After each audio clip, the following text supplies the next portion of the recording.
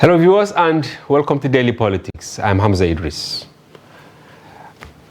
Nigeria have woken up still in confusion over the issue of oil. But the Group Chief Executive Officer, Nigeria National Petroleum Corporation Limited, Mele Kyari, on Thursday allayed the fear on the rising prices of petrol. The NNPC boss said competition among major players in the oil sector will force down the price of petrol as against the upward trends that have caused panic in the country. Reports indicate that the queues that returned to fuel stations across the country following the recent increase occasioned by the discontinuance of petroleum subsidy have disappeared because many could not afford the commodity, which costs between 530 and 600 per litre, depending on the location.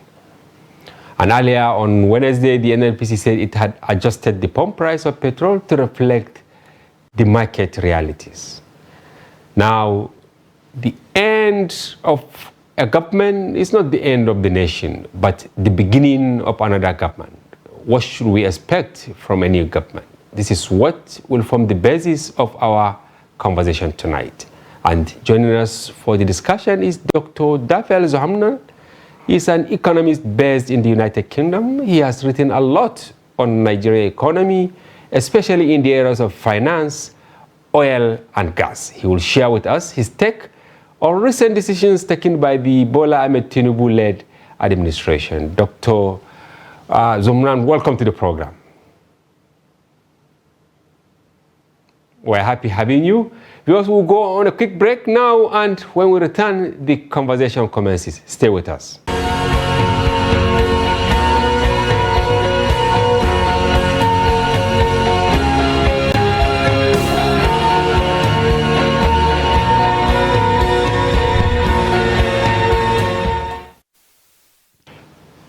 Yes, welcome back. So Zohamnan, my first question to you is, what should we expect from a new government? Maybe from general perspective, before we narrow down to the economics of it.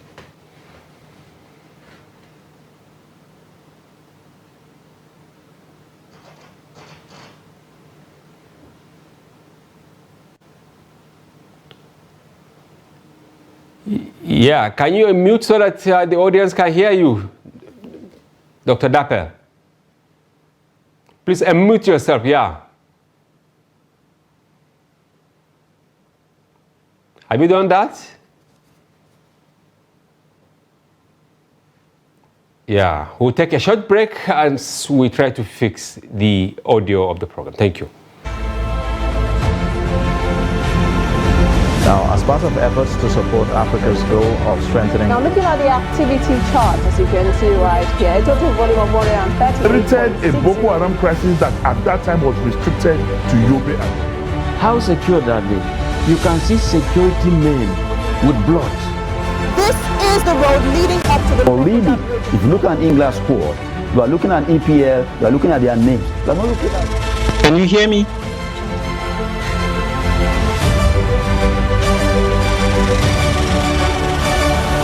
Can you hear me? Can you hear me? Can you hear me?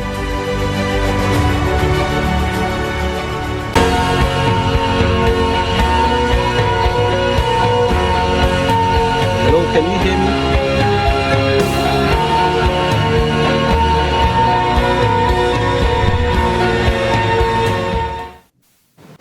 Welcome back, and we apologize for the short interruption during which we tried to fix the audio. Dr. Dapel, if you can hear me, I said, okay, what should we expect from a new government from Nigerian perspective? Can you hear me now? Very well. Go ahead. Great. Thank you.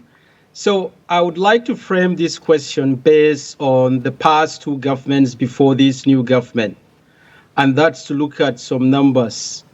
And what do I mean by that? There are some numbers about the economy that you can use to assess the health of the economy. You don't have to be an expert. Any layperson should use those numbers to assess the economy. So I don't know if those graphs are ready. Can he put them up so I can just make some few comments about... Sure, go ahead. Yeah, fine. We have it now.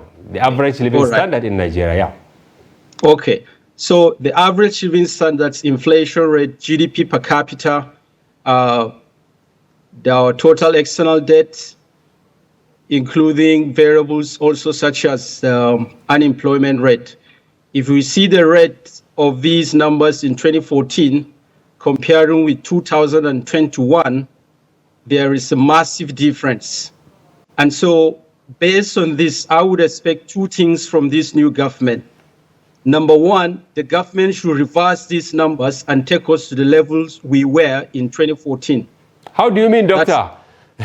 So the inflation rate in 2014 was single digit, now we're 2 digits. We want them to take us back to single digit.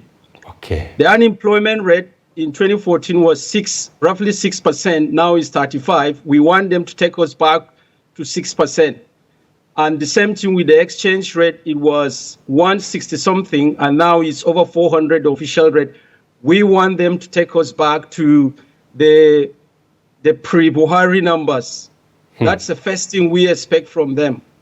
And the second thing is they should improve on the numbers in 2014 so that by the time they are out of power, we would have an economy that is better than what it was in 2014. I think that's the expectation of many Nigerians, and I'm one of such Nigerians. But how possible is it to now revert to 2014? I think in other climes, people look forward, they don't look backwards. What is the interpretation of what you said? So what you had in the past, you thought it wasn't great, and so you explore options for greater opportunities in the future. But somehow, in the process of navigating the future, you made mistakes and the outcome was worse than the outcome you were trying to run away.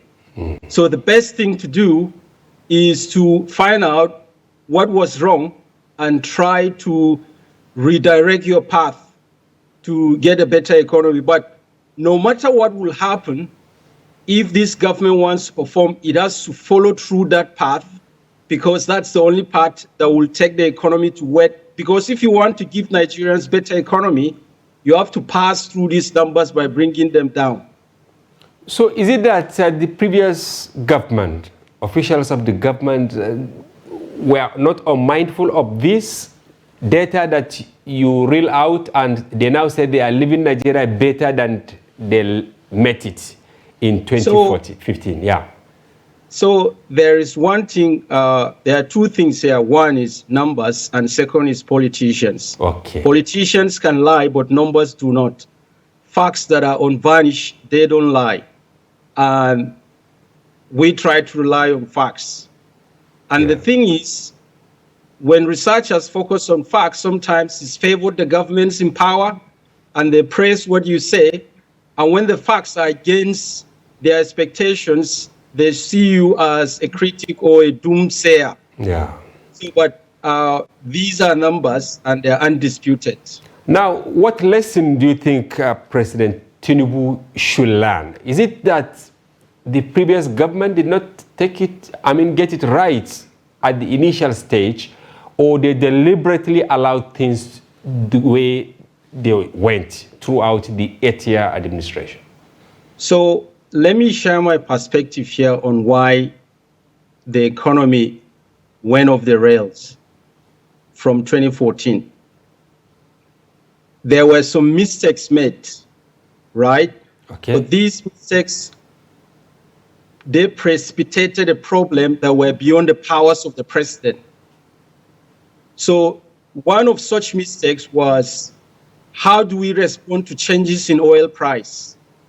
Okay. The president of the country cannot determine global oil price because Nigeria's output, share of output in total output is roughly 2%. So it doesn't have market power or price, right? Yes. So you have to take oil price as given. The price of oil, Nigerian economy has been riding off the back of it for decades. So whatever happens to the price of the oil is transmitted into the economy directly. But how we respond to that either diminishes the problem or amplifies the problem.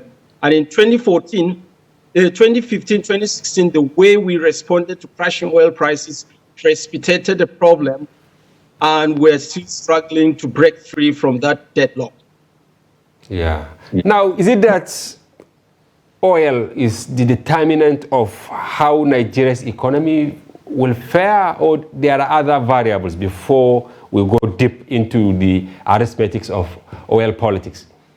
Yeah, there are two things. The oil price, that's number one, and number two are the leaders who are the custodians of the oil wealth. The oil wealth belongs to the entire country, but the leaders that we elect and those that are appointed into government offices as bureaucrats, they are in charge of our national resources.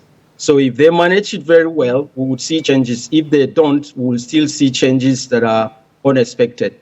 So is it that the previous government did not manage the issues around the oil very well that we got to where we are now? Yeah, so in fairness, so let me share some facts here that may appear contradictory. First, the president, when the price of oil crashed and he took over power, he initiated a foreign exchange rate policy that was not helpful because he shut access to foreign currency and activated capital control. So it became difficult for Nigerians to access Forex, even within the country and outside the country. Thousands of industries shut down because they couldn't access factors of production like raw materials from abroad and capital goods. And these companies, they shutted down thousands of jobs and they left the country. That's one. But in fairness to the president, had he not shut down access to Forex, the external reserves would have emptied and Nigeria would have been powerless to have economic relationship with the rest of the world. Because money stolen through corruption in Naira were being converted to the dollar for onward movement to overseas. And so when he blocked the access to the dollar, those monies were forced to remain in the country. But how they went about it was devastating and not helpful to the economy. And this is what I think. Had the government at the time of taking power in 2015 assembled a team of people and, have collaboration with those in the outgoing government and hit Washington direct to the IMF, the World Bank, and say, give us emergency loan, replenish our depleted reserves to defend our currency before we face the pieces of the day. That may have averted Nigeria's two recessions, and also the Naira would have been shielded from the crash it is going through. That's what I think. All right. I'm going to put two questions in one, and I don't know how we are going to answer them. Now, just yesterday, oil subsidy has been removed. Is it really a step in the right direction? And then the price they put, even though they say it will keep fluctuating depending on market forces, but now people are buying at NNPC outlets from 530 upwards. If you go to other independent marketers, you can buy it up to 600. We're talking about in Abuja and environs. But if you go up north, maybe Maiduguri, or you go Sokoto, only God knows how much you will buy a liter. Now, is this a step in the right direction? I will not stand on the fence on this one. I'm a big fan of subsidy removal, but I'm not a fan at all of how it is being removed in the Nigerian context. Okay. So why do I support the removal? Subsidy regime in Nigeria, corruption has been the hallmark of it. And removal of it will quash the avenue for government and its officials to fleece the Nigerian people through the oil industry. So removing it, it's the best option. In fact, there was a story, three of us, we published a paper, but substantial part of the work came from Dr. Babatunde Omotosho. He's currently a principal economist at the CBN. In fact, part of what he did won awards at the University of Glasgow as the best thesis. So the facts that are contained, they are very reliable. And the conclusion from this story was that whether you take the subsidy or you don't, it doesn't have significant change on our inflation rate, on our output, or the exchange rate and many other variables. So, but if corruption fits through that, then why not take it off?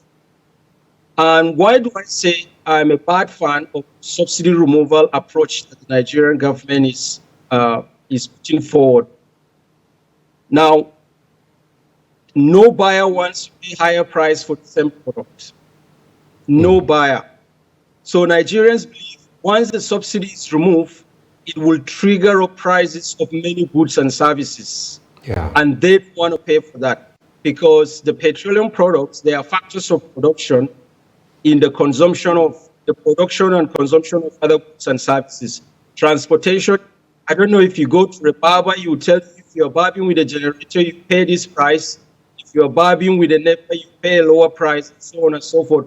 You're traveling from Lagos, Kaduna to Abuja, you pay different fares in periods when the pump price is high and low. So that's the fear of Nigerians and is roundedly justified.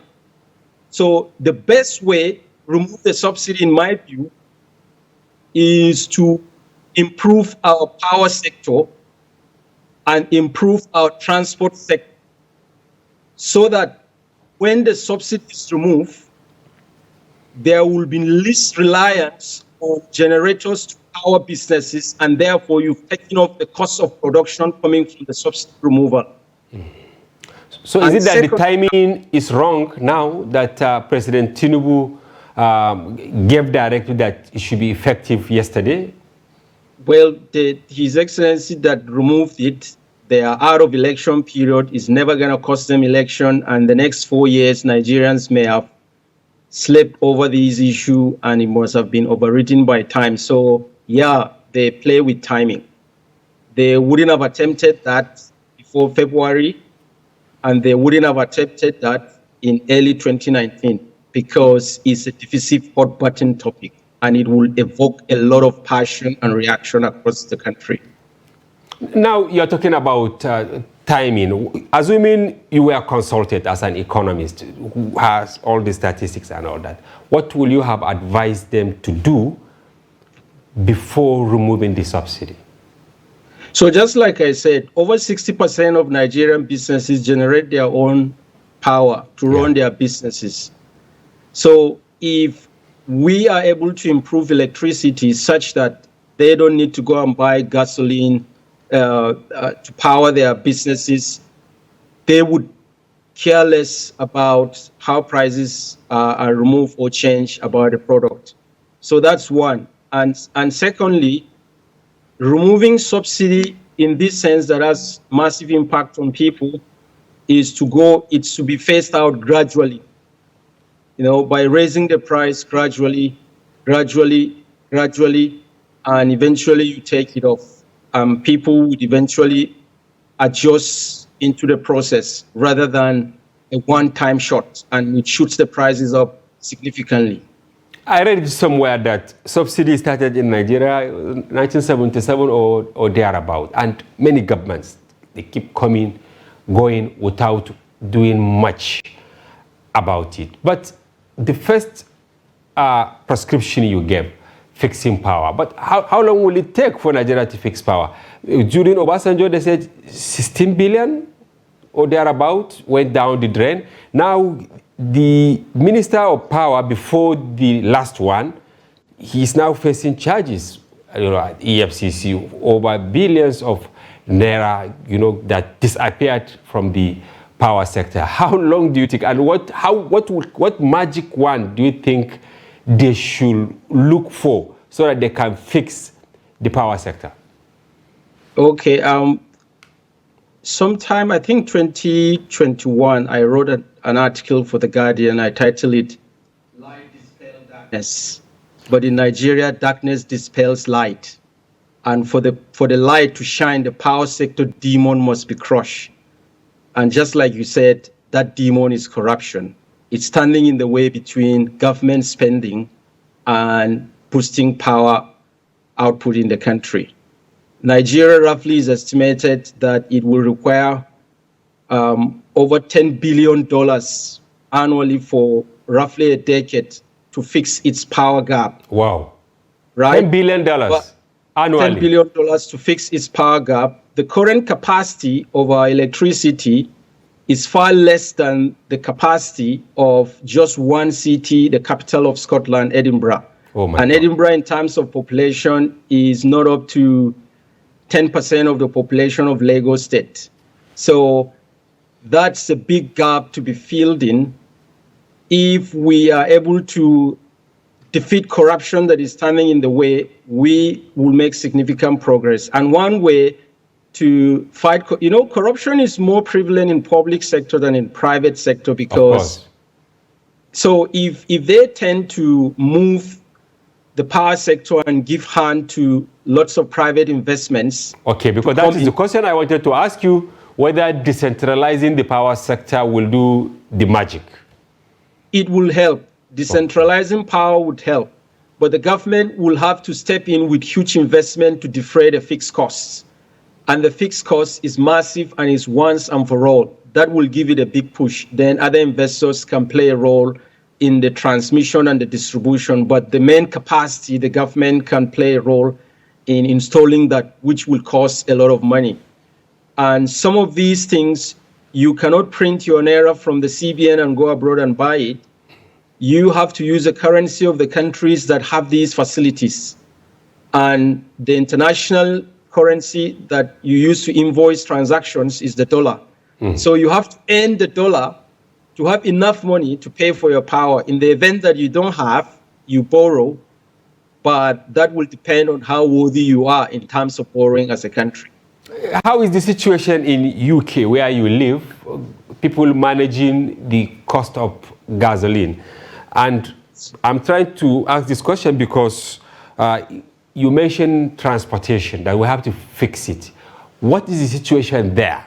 And how can Nigeria get it right so that the impact of the removal will be taken over by availability of transportation? Well, so the rail system that they are currently working on in Nigeria, if they fast track them, you can travel from Lagos to Kano in 1 day, Abuja to Lagos 1 day. You crisscross the country, you move around, and there are city trams or city shuttle trains. They would reduce the reliance of people on cars. And consequently, that would lower the demand for petroleum products and also increase safety. But I'm always weary of comparing Nigeria, a developing country, with a country that is been in the making for centuries. So there's no ground for comparison. No comparison. We have a challenge, and we're less than a century old as a country, roughly half a century, they're 60 years old. So we're gradually moving. We've made a lot of mistakes. We're hitting our heads on the wall, and hopefully we're learning from our mistakes, and that one day we'll see a difference. I wrote a hopeful article in 2020 that by 2030, Nigeria one day will rise from the ashes like Phoenix. And in it, I profile some of the projects that are going on in the country that, if completed, they would unleash massive economic gains for Nigerians. The textile industry, the AKK gas pipeline, the coastal seaports, and the rail movement and the Ajakuta steel mills. These, if you study them very well, like what they hope to bring, it's a massive gain to the economy. And we would someday export gas to countries that are colder than ours and make more money. So the prospects are great. We just need the right, sincere leaders that are determined, that love the country more than they love themselves. Okay, the government has secured $800 million. They want to use it to to help cushion the effect of removal of oil subsidies. This was done by the Freebase government. They have the money somewhere kept. How do you think they can apply it to give the best result? I'm a skeptic of government spending, because the biggest beneficiaries of government spending in theory are poor people. But in reality, the biggest beneficiaries are bureaucrats and government officials. They will steal and feast on that money like no tomorrow. Oh my God. I'm sorry if I sound very harsh. Yeah, I wanted to say, is that an allegation? Or you think they will definitely so look take the at money it, somewhere? Right? There was an ethics committee set up to examine people in the National Assembly, and the ethics committee, which is supposed to be the cleanest committee, was found wanting. So how do you go about that? Yeah, right? It's a big So question. that But it's a big question. chief executive of NNPC, Mele Kyari, he just today, you have seen our tidbit. He said competition in the oil sector will do the magic. Is that correct? Well, there's no competition in the oil sector right now, because who can move shoulder to shoulder with the biggest refinery in West Africa, in the entire African continent? Wow. This refinery would meet Nigeria's capacity with excess for export. So how would you compete? He has advantage of economies of scale. What that means is you produce more goods, but you pay less for one unit you produce compared to someone who produces smaller quantity than you do. So he has that advantage, and by default, he's a monopolist. So indirectly what you are saying, what Mele Kyari said is like a political statement. But how do you think the newly commissioned refinery will, pilot and fine-tune Nigeria's economy? I'm a firm believer that refinery would bring about a strong positive discrete shift, not only in the oil industry, but in Nigeria. But how? He's going you know that Dangote he's a business person. He's not I mean, he's not Father Christmas. So businesses are not just about making profits. They're about solving problems also in the society, and in the process, they make money because they provide jobs. They provide jobs to people, and they pay taxes to government. But government must not weaponize regulation to stifle the growth of businesses. Now, when I say I'm a fan of the refinery coming on stream, believing it's going to contribute greatly, I say that with a little bit of trepidation and reservation, because there are two questions that I don't think the answers are clear in the open. And the first question is, how will Mr. Dangote be buying the crude oil from Nigeria? Because he's going to consume almost 20 to 30% of the crude we produce. And secondly, how is he going to fix his own pump price? We don't know answer to these questions, but I believe he knows the answer, and the deal makers negotiating table with the government, they also know these answers. So I don't know exactly what is playing out, but if he buys up with the dollar, then that's fantastic. But if he buys it with Naira, that will be counterproductive, because if we had sold this elsewhere, that dollar would have helped external reserves to pay for imports of capital goods. But the good side of it is Nigeria may put an end to importing petroleum products. Those that are using the subsidy and importing to fleece the government and inflating figures, they would be out of business. I don't think Mr. Dangote will tolerate a corrupt person in his business. He will fire you or prosecute you. So we should expect almost zero corruption in his refinery. So the next question is, how is he going to fix the price? We don't know. Will it going to be for the masses, I mean, the refinery? Because people are saying he actually collected loans to put it together. And as you rightly said, if he is to now buy the crude using the Naira, it's going to be counterproductive. So is it the elite thing that will go on and on and on till, eternity? Okay, while you're asking this question, I remember I was trying to answer one of your questions on what should we do to solve this subsidy? How should the president go about it? He can use Dangote, right? Yeah. The money that you use to buy the crude, refined petroleum product from the rest of the world, you're transferring wealth to other countries. Now, don't remove the subsidy. Instead, supply Mr. Dangote crude oil, and the money he should use to pay you, swap it with the subsidy payment. That way, the money still stays in Nigeria. He is employing Nigerian workers massively. He will pay these people. They will use it to buy goods and services within the country rather than the money going out there.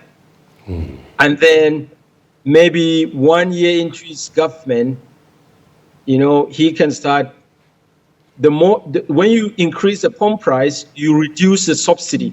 When you increase the pump price, you reduce the subsidy. You keep doing that gradually until there is zero flow for you to make any changes, and then the subsidy is permanently gone. But those things have to do with market reality, right? Exactly.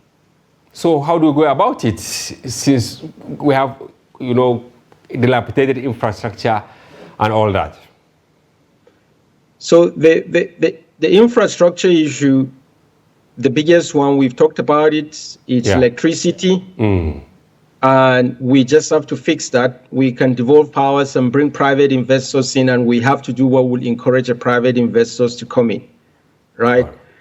And so in terms of Dangote, he's been a darling of Nigerian governments. Any government that comes into power, there is a way he gets along with them fine. So I believe they can work out a deal that he supplies us crude, and he supplies us refined petroleum products, and then we supply him crude. So even though you buy it at subsidized price, but that's not the income that Mr. Dangote will get, because the government will top it up for him. Now, are we heading for more monopoly in the oil sector? Because some people are saying the Warri, Port Harcourt, and Kaduna refinery, no matter what they do to them, they cannot compete with Dangote, meaning he's going to monopolize the sector completely? So that's why we have government agencies that are set up to regulate businesses. We have the central bank regulating the financial system. We have the NBC regulating the media, just like you guys. So we also have agency that regulates what goes on. In the UK, there is an office of gas, electricity, marketing, so they call it Ofgem. So they regulate the energy sector. Ofcom regulates the telecom sector.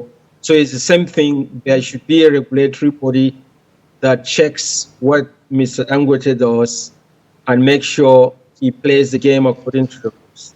Okay, but we have most of these agencies you mentioned, because the name is just nomenclature. We have the upstream, we have quite a number of agencies downstream, we have the other one that they collapse, which regulate pricing and all that. What kind of people should we have that will not be compromised, so that at the end of the day, whatever they do will be for the betterment of the country, not for specific individuals?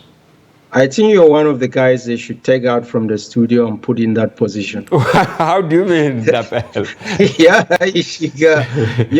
You've been a journalist exposing politicians that are not doing well, so that should keep you on your feet to do what is right. Yeah. But here is what I think, right? Theoretically, we expect that markets would function very well, and whenever the market is not functioning well, or there's any shock or any problem, the market will adjust itself and return to equilibrium, what economists call state of balance or equality, right? But in reality, we don't have that in existence. Markets fail. Even in the most advanced economies, capitalism is fractured and needs government to step in to make sure things are done correctly. Yeah. And for the government to do that, the government has to appoint bureaucrats, that's the civil servants, staff the agencies they establish, just like Obasanjo, he established EFCC, ISPC, and they recruit staff, and like NAFDAC, all these agencies, and they staff them. These staff are to design policies that will help, the strategy that will help execute the mandate of government and to look over. So there's a choice between market failure and corruption. So if you can choose to stay with just the market and you keep facing the failure, or you set up an institution that would watch the main players and make sure they do things right, but through that process, you've created an avenue for corruption. I'm sorry to chip this in. You see, the National Assembly, they don't have access to internally generated revenue. They don't have access to federal allocation. So where these people get their money? They get their money from sources, padding budget, and secondly, oversight function of government agencies. Yeah. So they can write a letter to a Ministry of Finance or CBN or NPC and bully the executives and say, we're going to investigate you, we're going to have public hearing, and before you know, they'll grease their palm with silver and settle them behind the back. And that issue. I hope they heed your advice, but you know, the Nigerian thing, almost every other person is at the beck and call of the president. You're talking about the ministers, heads of agencies, and to greater extent, even the legislators that's supposed to, you know, supervise and call the executive to order. But I hope they heed to your advice. I want us to move to the issue of finance now, because Tinubu said he will do all it takes to unify the exchange rate and combat inflation. How feasible is that? Well, it's a novel ambition, and all Nigerians should support that ambition. And if you don't, you should be deemed an enemy of Nigeria. How do you mean? Well, who would not want the exchange rate to be stable? Who would not want our financial system to be better? Everybody should want that. It's only those who benefit from when the system is broken that would not be happy with that. It is feasible to do it, but it is going to be difficult, right? I don't know what magic he's going to use. So, first of all, how do we have all these streams of exchange rates? So there is official rate by CBN, which is the lowest rate. The CBN sell the dollar to commercial banks, and the commercial banks add their profit on top of that before they sell it. That's the second exchange rate, which is higher than that of the CBN. And there is a third exchange rate that is given to Bureau de Change, which is higher than the rate the CBN gets.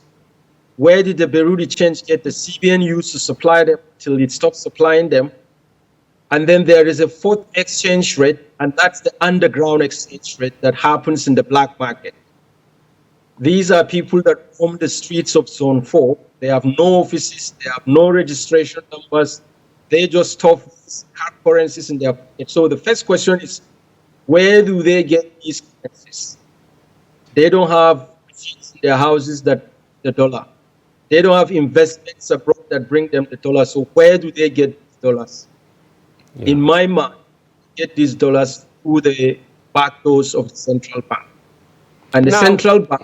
Yes. Dr. Dapel, why is it that those vested with the responsibility of doing some of these things are not being sincere with Nigerians? I want to give you an example. We had an exclusive story today in the paper that CBN sold the dollar at 630 to, you know, investors, you know, I mean, importers and all that. But they said we were lying. They said the Daily Trust was lying. But we stood by our story because we spoke to players in the industry. CBN out there, they said it's 400 and something, right?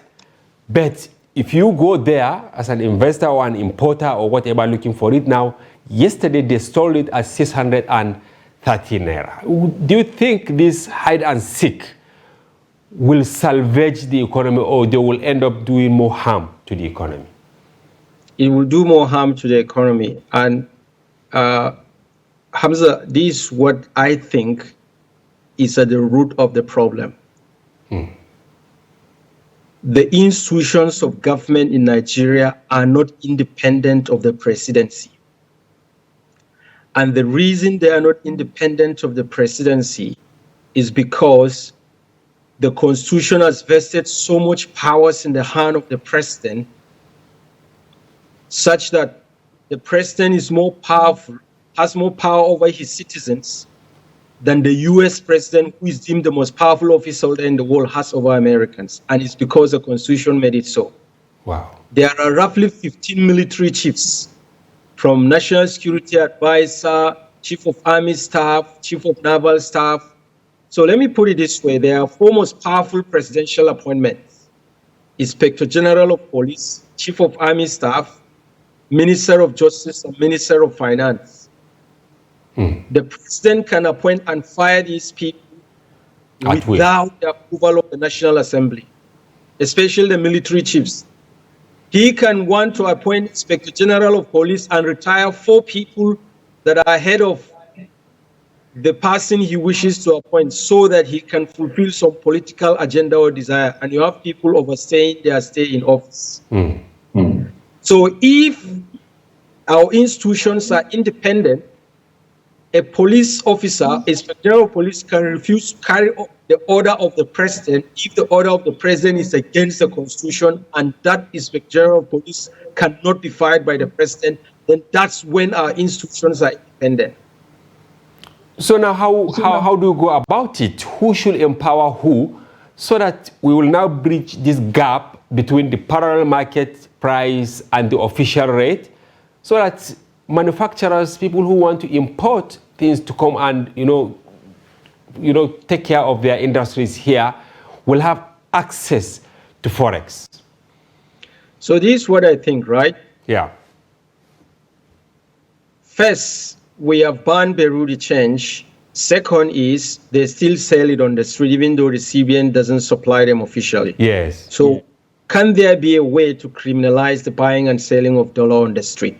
Now, there are people who need the dollar for legitimate deals, and they always go to these people on the street. So how do you expect them to get the dollar? That's when CBN should give to Nigerians that are traveling for schooling or medical. They don't eat substantial amount of the dollar. Honestly, if you look at the utilization of our Forex, they take maybe just 1 or 2%, or it's not even up to 2% of the dollar they consume. So official rates can be given to them to do legitimate transactions, and it should end there. Then if the CBN is selling dollar to the commercial banks, they should put a cap that above this rate you should not sell.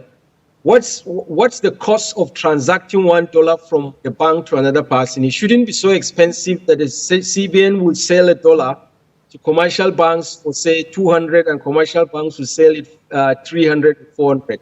You can put it just a profit of maybe 5 naira on top of that. That's enough, and CBN should put this in there so that we have 2 rates: official rate by CBN and official parallel rate by commercial banks.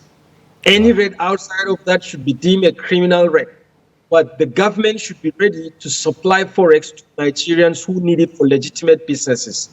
I've heard of many Nigerians who want to pay their school fees abroad, but they are unable to do so. They feel from A4 and it's spending months and months on their horizon. Some of them getting shut down, they can't pay their school fees, even when they're asking you to pay the university directly. So if I get you right, you are saying that President Tinubu should find a way of demystifying the black market syndrome, and then maybe banning it completely, criminalizing it, and then at the same time maybe giving marching order to CBN to give people who have legitimate intentions of accessing the Forex, right? Exactly. Wow. But how tough will it be for the president? Let me be honest with you. There are no shortage of ideas to move Nigeria forward. Okay. There is even excess of ideas. The biggest problem is our policy making is not divorced from politics. Okay, you're talking about political will now. Yeah, political will now. So he must have it for him to succeed. Yeah, he has to be determined. You have to come to a point and say, even if this will cost me my ambition or my assets, provided it's going to serve the interests of Nigerians. When people... And by the way, Tinubu will have nothing to lose because his overall ambition was to be the president, and he's in the villa now. Now he's having a good time there. And has no godfather, right? Well, he has, humanly speaking, he doesn't have, but God that sits above the affairs of men, he's the godfather of all kings. Yeah. Now, let's move to another important issue. Should we be worried about our debt? We shouldn't worry about it. How do you mean? 77 trillion now, Dr. Daka? Well, it's how you guys in the media go to put these things out. Are you pushing it to us now? The biggest problem when it comes to our external debt, when it comes to debt, is the external debt, not the total debt. Domestic debt can easily be handled, right? Government can print money and sell bonds and settle external debt straight away. There is no settle domestic debt straight away. So the biggest problem is external debt, right? Now, Nigeria's external debt, I've looked at it. I think we wrote an opinion for you guys in Daily Trust. Yeah. Now, less than 10% of that debt stock is owed to China. And this loan is for 15 infrastructure projects from water sector, energy, telecommunication, and even road. And it's for a maturity period of roughly 30 years for just 2%. That's one. And the second thing is, there are these two eminent Harvard economists, Ragov and Reinhard Cameron. They are considered the intellectual godfathers of austerity when it comes to study of this. And they pull together hundreds of countries using data spanning many decades to find out at what point should a country worry if its debt to GDP ratio is rising. And based on their study, they say if the debt to GDP ratio is 90% and above. Even though there were controversies eventually with their findings when they said they made a mistake in their Excel sheet tabulation and it inflated the number.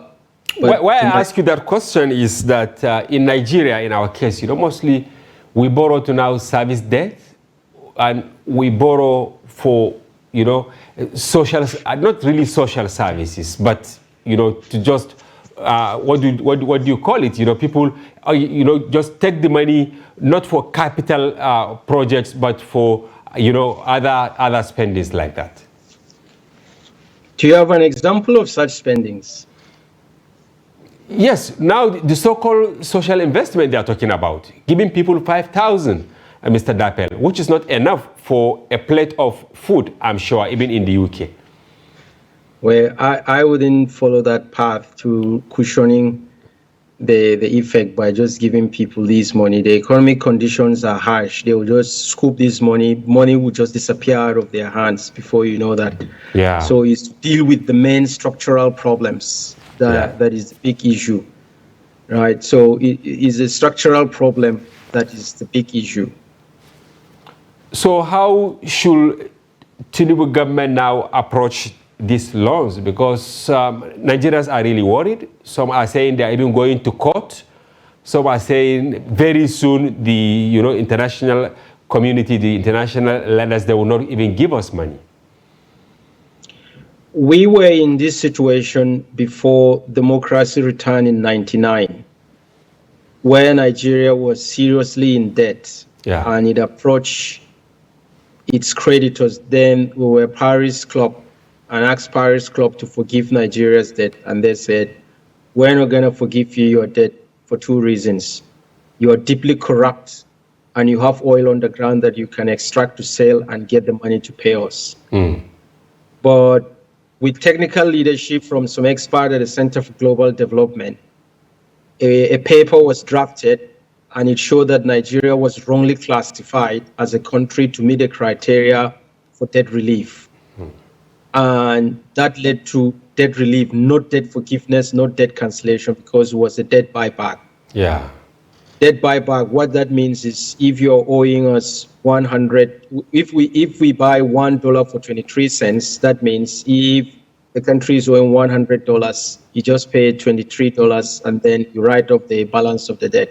So Nigeria put massive amount of money on the table, and that the creditors were impressed, and they wrote down significant fraction of the debt, and that was what freed up a lot of money for the Passenger administration to execute far-reaching reforms. So finally, should Tinubu take same path to look for forgiveness or written off or whatever? Well, the creditors at the time are no longer the creditors now. Wow. The biggest three creditors are the IMF, the World Bank, and the Africa Development Bank. Then we have few bilateral creditors like China and Japan. So If Nigeria rush there, say, okay, are you the only country? Other countries too need help. So if you look at the pattern of how our debt accumulated in the past, we can use that to explore a path to secure a debt relief. All right. How I wish we have more time, Dr. Daffel, but the time is not there, so we have to draw the curtain. Thank you very much for your informed perspective. Thank you. And we hope to have you again. Bye-bye. Now, viewers, that's a wrap on today's program. We thank you for watching, and do join us again for another interesting package. I'm Hamza Idris.